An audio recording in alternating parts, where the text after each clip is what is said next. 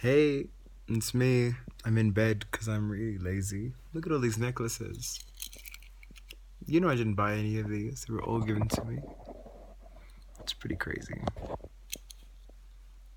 For protection, for being grounded, for love, because it looks fucking sick. Whoa. Today's been a really good day. It's day 11 of the rest of my life. And right now I'm laying in bed. I've just meditated for an hour and it just soared by, but I'm in a lot of pain. I ate some very delicious food at the markets today, all for free. I traded kefir and bliss balls and a massage for like 30 soles worth of food. Really incredible, delicious food.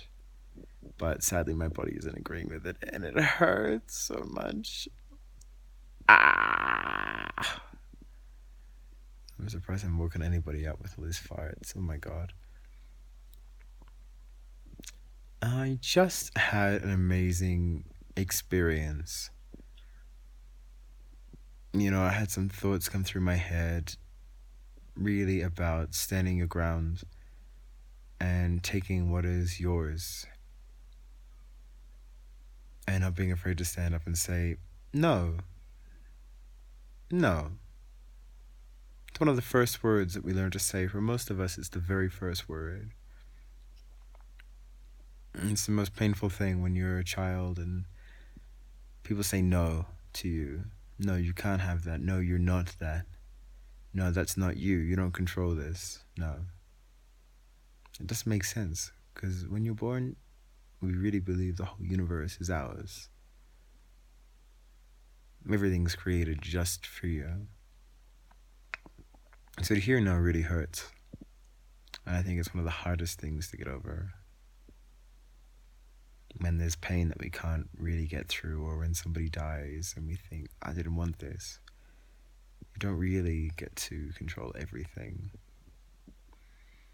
However, there are some things you do control, and when things step into your world, in your control, not only is it your choice with what to do with those things, it's your obligation to decide what happens. And I'm sorry. Accidentally being really sexual, God. It's like, it's not just your obligation, but it's like, your responsibility. You're a responsibility, and you can choose to ignore it, or you can choose to do something really meaningful with it. So I just had a crazy thought. Like, they've asked me to move out of this hostel, and I kind of got offered a place that was quite cheap.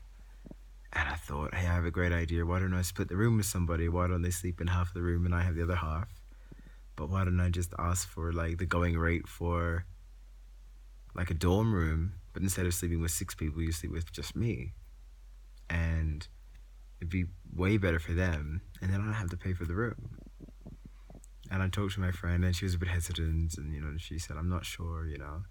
But I thought about it some more, and apparently, like, they just want to split the rent of where I'm living in 4 ways, which means that the rent that I would be paying here is the cheapest rent that I would ever pay in this whole town. And I thought, man, if that's the case, why don't I just stay here? And I thought about it and I went, oh no, but the guy who's running it, and he might have a problem with it. And then I thought, you know what? No one's running this place. The guy who was running it quit and gave the responsibility to one person. But that doesn't really mean anything.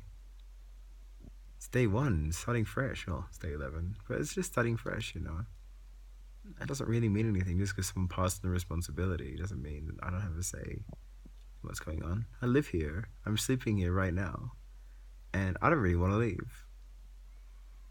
But I'll see, With this guy, I was always sending him nice messages, being like, you're the best and appreciated.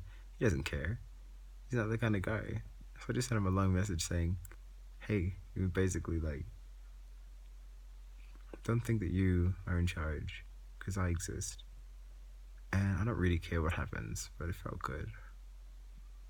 Hey, peace and love. Sweet dreams.